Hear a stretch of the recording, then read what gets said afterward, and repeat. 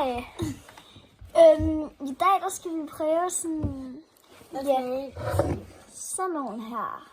Det er sådan noget saft, eller? Ja, og det er ikke med sukker. Vi har simpelthen to glas her.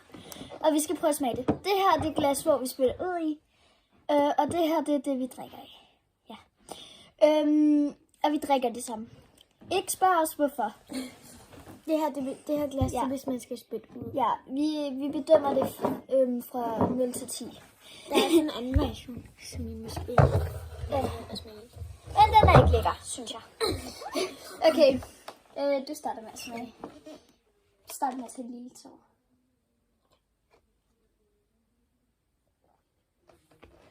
Okay.